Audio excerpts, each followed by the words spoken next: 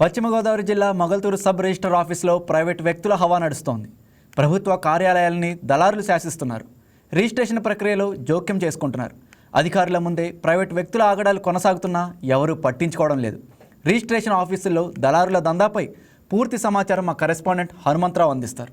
ఏదైతే నర్సాపురం అదేవిధంగా మొగల్తూరు మండలాల్లో ఉన్న సబ్ రిజిస్టర్ లో ఏదైతే దందా నడుస్తుంది, అదేవిధంగా ఇక్కడ సామాన్యులకి అందని రిజిస్ట్రేషన్లు అవుతున్నాయి. ఏదైనా రిజిస్ట్రేషన్కి వెళ్తే ఎవరైతే దళారులు ఉన్నారో వాళ్ళు వీళ్ళకి సంప్రదిస్తేనే కానీ వాళ్ళకి పని జరగని పరిస్థితి ఏర్పడుతుంది. రాజ్కుమార్, ఓకే, అక్కడ అధికారుల ముందు కూడా ప్రైవేట్ వ్యక్తుల ఆగడాలు కొనసాగుతున్న ఎవరు పట్టించుకోవట్లేదని ఇది అధికారుల నిర్లక్ష్యం అంటారా, మరి ఏంటంటారు? అసలు అక్కడ అధికారులు పూర్తి నిర్లక్ష్యం వ్యవహరిస్తున్నారు అనేసి గతంలో కూడా ఇక్కడ ఈ 2 రిజిస్ట్రేషన్ల ఆఫీసుల్లో కూడా అనేక ఆరోపణలు ఎదురయ్యాయి. అదేవిధంగా కొన్ని నిర్ధారణ కూడా అయ్యి ఇక్కడ ఏసీపీ దాడులు కూడా జరిగినాయి. అయినా కూడా ఇక్కడ నిమ్మకు నీరెట్టినట్టు వ్యవహరిస్తున్నారు అధికారులు. ఓకే, దీనిపై మరి అక్కడ ప్రజలు కానీ ఇక ఇతర అధికారులు నేతలు కానీ స్పందిస్తున్నారు అసలు దీనిపైన? అధికారులు అయితే ఎవరికి వారు ఏంటంటే వారికి సంబంధించిన ఏదైతే వాళ్ళ పని అయిందా లేదా అని చూస్తున్నారు తప్ప ప్రజలకి ఏదైతే ఇబ్బందులు కలుగుతున్నాయి ఇది రిజిస్ట్రేషన్ వల్ల, ఏదైతే దళారులు లేకుండా రిజిస్ట్రేషన్ అవ్వట్లేదు, వాళ్ళకి సరైన న్యాయం చేయాలని కోరుతున్నా కూడా ఎవరు పట్టించుకోలేని పరిస్థితిలో ఉన్నారు. దానికి రాజకీయ నాయకులు కూడా దాని దరిదాపులకు కూడా వెళ్ళలేని పరిస్థితి. Rajkumar, okay, thank you Hanumantharao. మళ్ళీ ఒకసారి ఇక వైద్య సేవ ట్రస్ట్లో డేటా చోరీ కలకలం సృష్టిస్తోంది. ట్రస్ట్కు సంబంధించిన లబ్ధిదారుల వ్యక్తిగత సమాచారం అలాగే అనధికార వ్యక్తుల చేతుల్లోకి వెళ్తున్నట్లు ఆరోపణలు వినిపిస్తున్నాయి. పేషెంట్ల పేర్లు, మొబైల్ నంబర్లు, ఆధార్ వివరాలతో పాటు చికిత్సకు సంబంధించిన కీలక డేటా కూడా లీక్ అయినట్లు అంచనా వేస్తున్నారు. ఈ ఘటనతో లబ్ధిదారుల్లో తీవ్ర ఆందోళన నెలకొంది. డేటా భద్రతలో అధికారుల నిర్లక్ష్యమే కారణమా, లేదంటే డేటా చోరీలో ఎవరి పాత్రైనా ఉందా? దీనిపై పూర్తి సమాచారం మా కరెస్పాండెంట్ హారిక అందిస్తారు. గుడ్ ఈవినింగ్ హారిక, ఈ వైద్య సేవ ట్రస్ట్లో డేటా చోరీ తీవ్ర కలకలం సృష్టిస్తోంది. దీనికి సంబంధించి మీ దగ్గర ఉన్న అప్డేట్స్ ఏంటి? యారాజ్, వైద్య సేవ ట్రస్ట్ లో అయితే డేటా చోరీ అయిందని చెప్తున్నారు. ఈ మధ్య ఏపీఎంసీ ఎలక్షన్స్ అయితే జరగబోతున్నాయి.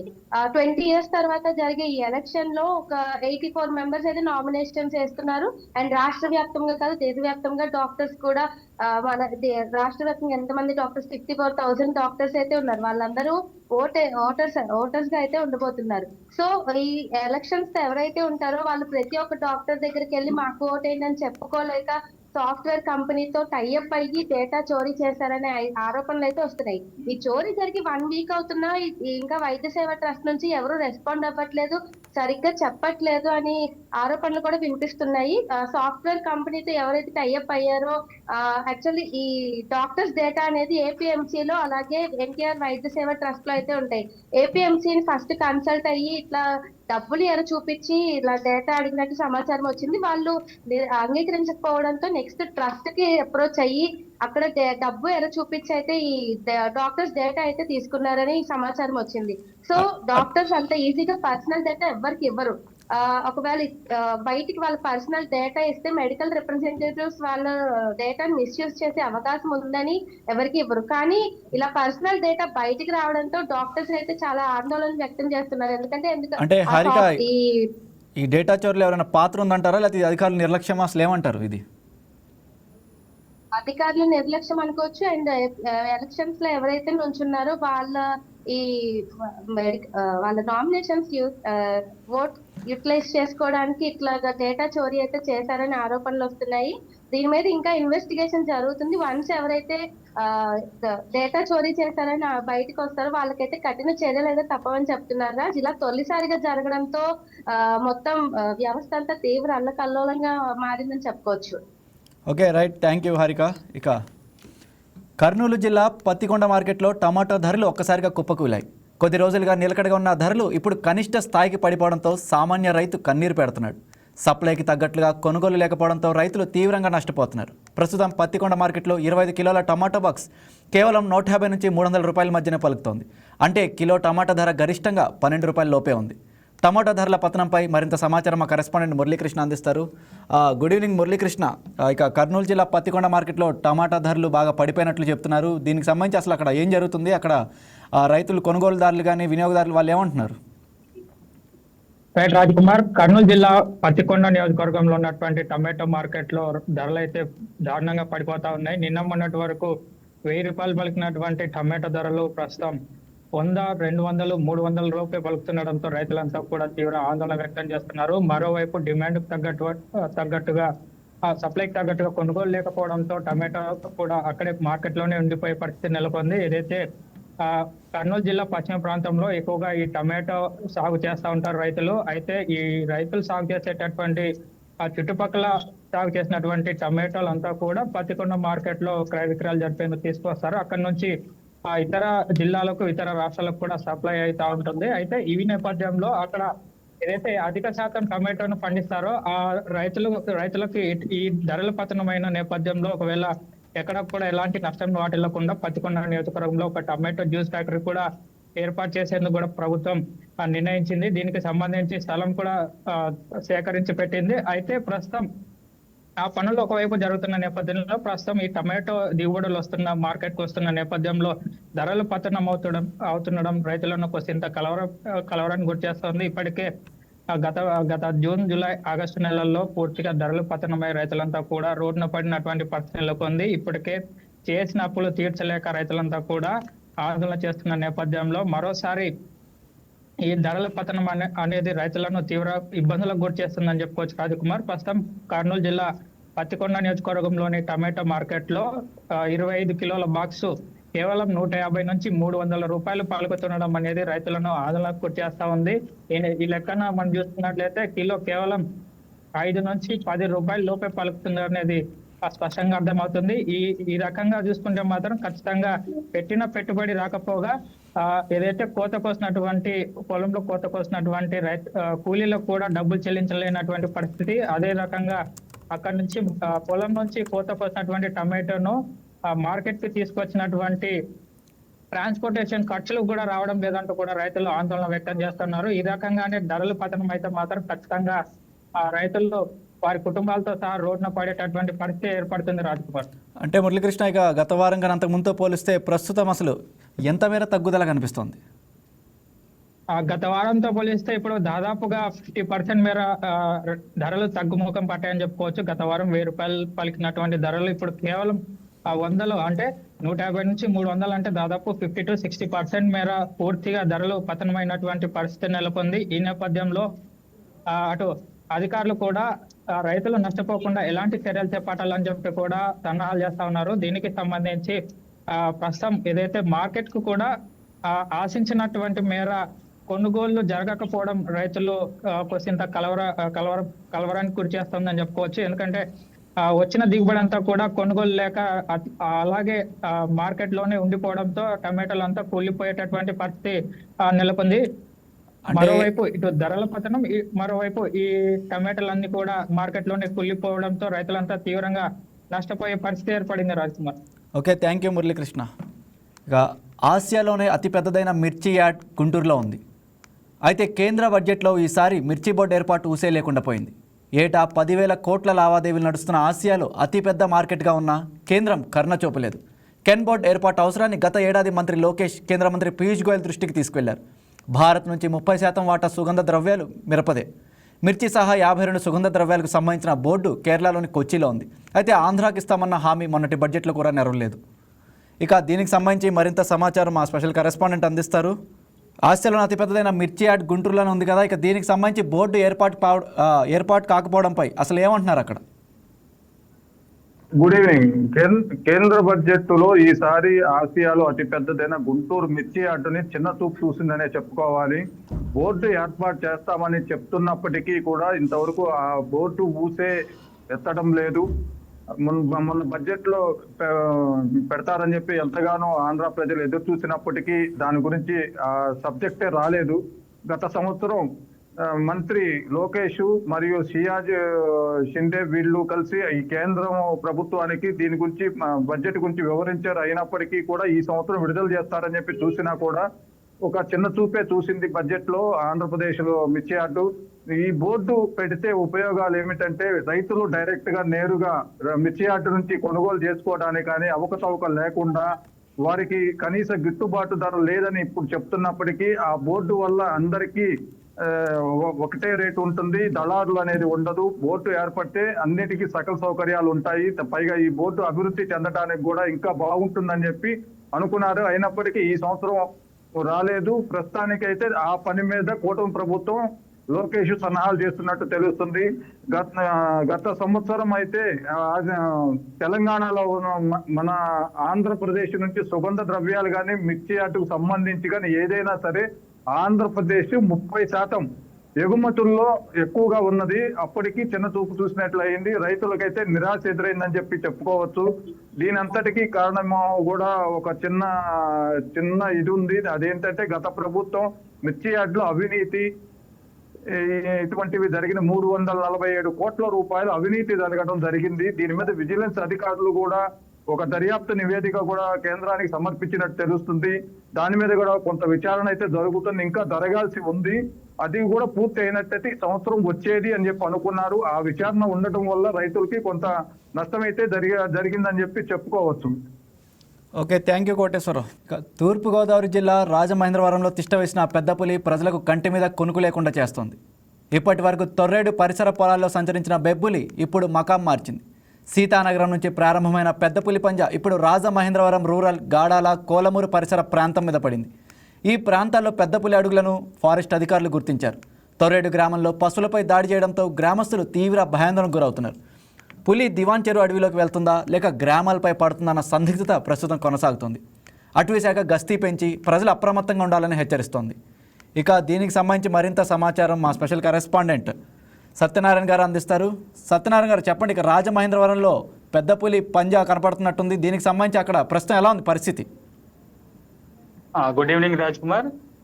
తూర్పుగోదావరి జిల్లాలో పెద్ద పులి కలకలం రేపుతుంది. జిల్లాలో గత 3 రోజుల నుంచి కూడా పెద్ద పులి అనేక ప్రాంతాలు చక్కర్లు కొడుతుందని చెప్పుకోవచ్చు.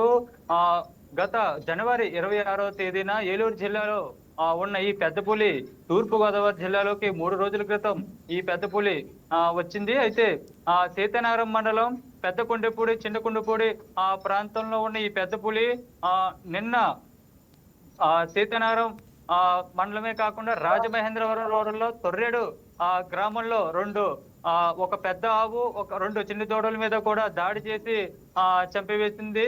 అయితే దీంతో ఒక్కసారిగా అప్రమత్తమైన గ్రామస్తులు భయాందోళనకు గురవుతున్నారు. అయితే ఫారెస్ట్ అధికారులు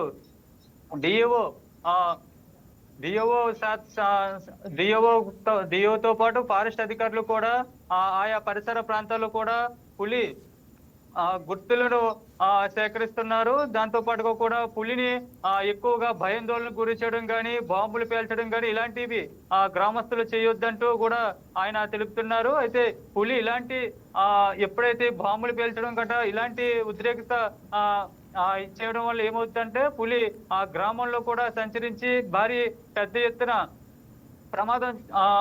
జరిగే ప్రమాదం ఉంటుందని కూడా తెలుపుతున్నారు. దీంతో పాటుగా కూడా ఈ రోజు రాజమహేంద్రవరం గ్రామీణంలో ఉన్న గాడాల గ్రామంలో కూడా పులి డ్రోన్ ద్వారా కూడా గుర్తించారు.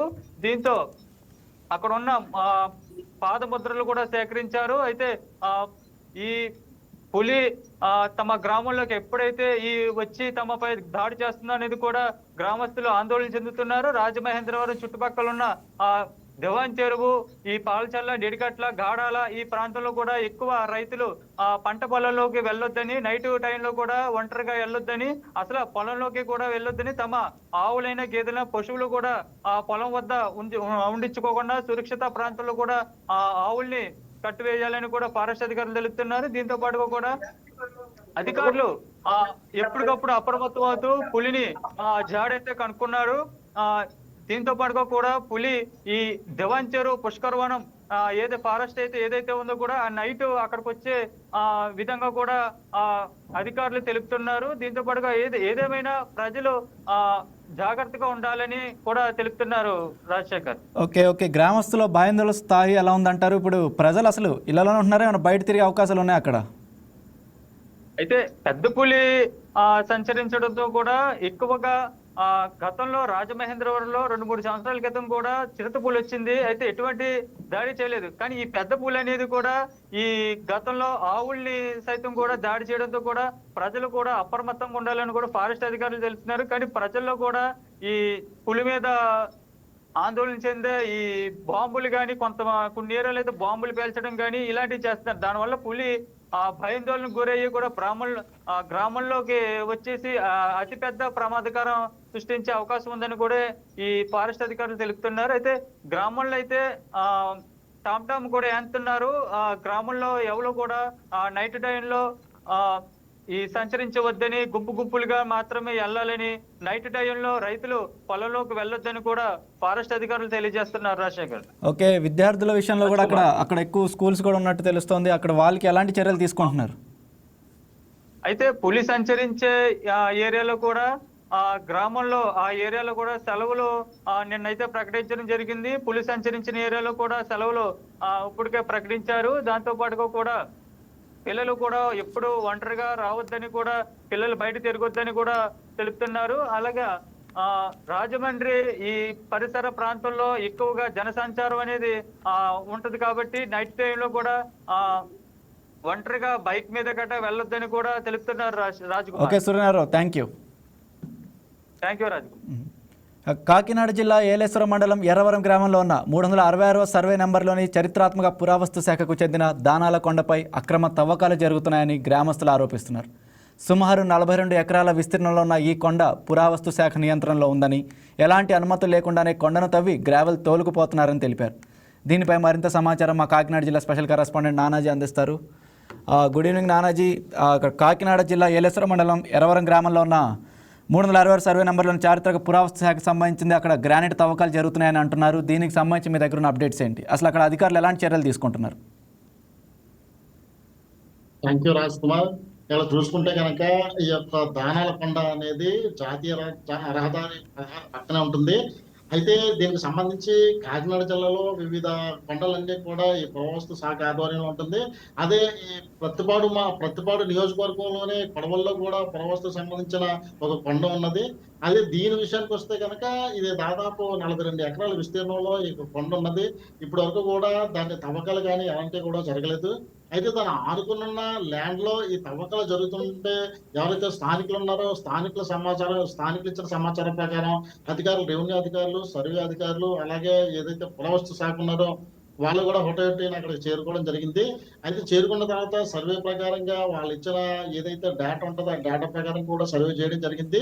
సర్వే చేసిన తర్వాత అది తేల్చింది ఏంటంటే దాదాపు అధికారులందరూ కూడా క్షుణ్ణంగా పరిశీలించి ఏదైతే పురావస్తు శాఖ ఉన్నదో దాని ఆనుకున్న ల్యాండ్ మాత్రం వీళ్ళది, ఎవరైతే వాళ్ళ రైతులు ఉన్నారో వాళ్ళదని చెప్పేసి తేల్చారు. అయితే ఎట్టి పరిస్థితుల్లో కూడా అది దాటి వెళ్తే ఏదైతే కొండ ఉన్నదో ఆ కొండను కూడా ఆక్రమించుకోవడానికి అవుతుంది కాబట్టి చర్యలు తీసుకుంటామని చెప్పేసి హెచ్చరించినట్టు మనకు తెలుస్తుంది. అయితే ఇప్పుడు ఎవరైతే పక్కన ఉండే కంప్లైంట్ కానీ లేదంటే ఎవరైతే దాని మీద ఆందోళన చెందుతున్నారో వాళ్ళు చెప్పేది ఏంటంటే ఎప్పుడైనా మన కొండ ఆక్రమించాలనుకున్నప్పుడు వాళ్ళ దాంట్లో మొదలెడతారో క్రమేపీ అది వాళ్ళు ఆక్రమించుకుని తవ్వుతూ ఉంటారు కాబట్టి అది ఖచ్చితంగా తవ్వకాలు ఆపేయమని చెప్పారు. ఏదైతే గవర్నమెంట్ జీవో నెంబర్ 136 ఇచ్చిన ప్రకారంగా ఏ పొలంలో అయితే గ్రామాలు కానీ మట్టి కానీ తవ్వుకున్నారో అదే పొలంలో కానీ వేసుకుంటే కనుక అది ప్రభుత్వ పరంగా చెల్లుతుంది. కాబట్టి వాళ్ళకున్న 10 ఎకరాల్లో ఉన్నటువంటి ఆ కొండ ఏదైతే ల్యాండ్ ఉన్నదో గ్రామాలను అక్కడక్కడ తవ్వుకుని అక్కడ శుభ్రం చేసుకుని వాళ్ళు రాబోయే వ్యవసాయం చేసుకుంటారని చెప్పేసి వాళ్ళు ప్లాన్ చేసుకుంటారని చెప్పిన తదుపరి అధికారులు కూడా వాళ్ళందరూ కూడా దాని నుంచి అంటే వాళ్ళ పర్సనల్ కాబట్టి దానికి కాకుండా ఏదైతే దానాల కొండ ఉన్నదో దానాల కొండ ఎట్టి పరిస్థితుల్లో కూడా వెళ్ళకుండా చెప్పేసి హుకుం జారీ చేసినట్టు మనకి తెలుస్తుంది. అయితే దీనికి సంబంధించి ఈ యొక్క ఏదైతే పురావస్తు సాగుకు సంబంధించిన ఆ కొండలు కానీ ఏదైతే ల్యాండ్లు ఉన్నాయో అధికారులు దాని మీద ప్రత్యేకమైన దృష్టి పెట్టి, లేదంటే ఎవరు కూడా దాని మీదకి ఎవరైనా ఆక్రమణకు కానీ గురైతే కనుక దాని మీద కఠిన చర్యలు తీసుకోవాలి. అంటే గతంలో చూసుకుంటే కనుక గత వైసీపీ ప్రభుత్వంలో చూసుకుంటే కనుక ఏదైతే ప్రతిపాడు నియోజకవర్గంలో ఉన్నటువంటి కొండ ఉన్నదో ఆ కొండకి ఏదైతే పడవలిలో ఉన్నటువంటి బుద్ధిస్ట్ కొండ ఉన్నదో ఆ బుద్ధిస్ట్ కొండను కూడా క్రమేపీ కొద్ది కొద్దిగా తవ్వేయడంతో ఇక్కడ ఉన్న అంబేద్కరిస్టులు కానీ బుద్ధిస్టులు కానీ చాలా మంది అక్కడికి వెళ్ళి ధర్నా చేయడం జరిగింది. అయితే ఆ తవ్వకాలన్నీ కూడా ఆపడం జరిగింది.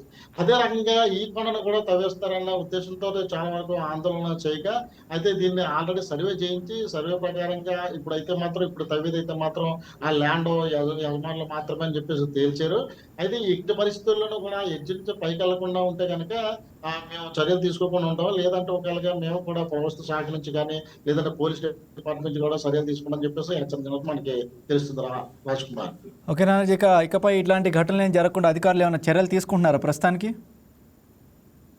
అధికారులు ప్రత్యేకంగా ఇది జిల్లా స్థాయిలో ఇలాంటి పురావస్తు సాగుకి సంబంధించింది ఎక్కడెక్కడ ఉన్నాయని ఆల్రెడీ గుర్తించి, అయితే దానికి సంబంధించిన ఎవరైనా ఒకవేళ అక్రమంగా వాళ్ళకి ఏమైనా తెస్తే కనుక స్థానికంగా రెవెన్యూ సిబ్బంది ఉంటారు, అలాగనే ఏదైతే ఈ ల్యాండ్ సర్వేకి సంబంధించిన సిబ్బంది ఉంటారో వాళ్ళు ఖచ్చితంగా ఇమ్మీడియట్ గా వాళ్ళకి ఉన్నతాధికారులకు కూడా వాళ్ళకి సమాచారం ఇవ్వమని చెప్పేసి తెలియజేయడం జరిగింది. అలాగనే స్థానిక పోలీసులు కూడా ఎలాంటి అక్రమాలకు జరగకుండా, అలాగే దీనికి సంబంధించిన ఏదైతే మైనింగ్ ఉన్నదో ఈ మైనింగ్ వ్యవస్థ కూడా అంత పర్ఫెక్ట్ గా చేస్తే కనుక ఈ పురావస్తు శాఖకి సంబంధించిన ఏది కూడా దాన్ని తస్కరించకుండా ఉంటది. అలాగే అక్రమ తవ్వకాలు కూడా అడ్డుకట్టు వేయడానికి ఉంటదని చెప్పేసి చెప్పారు.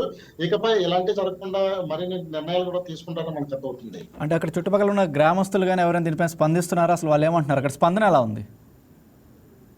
అయితే సహజంగా ఈ దానాలకొండ అనేది చుట్టుపక్కల వరకు మాత్రమే తెలుస్తుంది. అయితే చాలా వరకు కూడా అది ఈ దానాలకొండకు సంబంధించి ఇప్పటి వరకు కూడా ఎవరు కూడా దగ్గరికి వెళ్ళలేదు. అంటే దానికి సంబంధించి ఆ స్థానికులు ఉన్న ఆందోళన ఏంటంటే, ఒక వైపు నుంచి కానీ తవ్వకాలు మొదలెడతారు కనుక దాన్ని ఎవరు ఆపలేరు. ఎందుకంటే వాళ్ళందరికీ కూడా రాజకీయ అండదండలు ఉంటాయి, అలాగే అధికారులు కూడా అండదండలు ఉంటాయి అనేది చెప్పేసి వాళ్ళు అపోహ పడుతూ ఉన్నారు. అందుకనే దాన్ని ఖచ్చితంగా ఆప్ చేయాలని చెప్పేసి స్థానికంగా ఉన్న కొంతమంది నాయకులు కానీ వివిధ పార్టీ నాయకులు కూడా ఆల్రెడీ డిమాండ్ చేయడం జరుగుతుంది. అధికారులు చెప్పింది ఏంటంటే వాళ్ళ స్థలంలో వాళ్ళు చేసుకున్నారు కాబట్టి మనం ఏం అనలేము, కాబట్టి ఎట్టి పరిస్థితుల్లోనూ సరే దానాలకొండ మీద కానీ అక్రమ తవ్వకాలు జరిగితే కనుక ఖచ్చితంగా వాళ్ళ మీద కఠిన చర్యలు తీసుకుంటామని చెప్పేసి వీళ్ళ హెచ్చరించడం కూడా జరిగింది. Okay, thank you Nanaji. That's all for now. Keep watching YK news. ఇది తెలుగువారి గుండె చప్పుడు.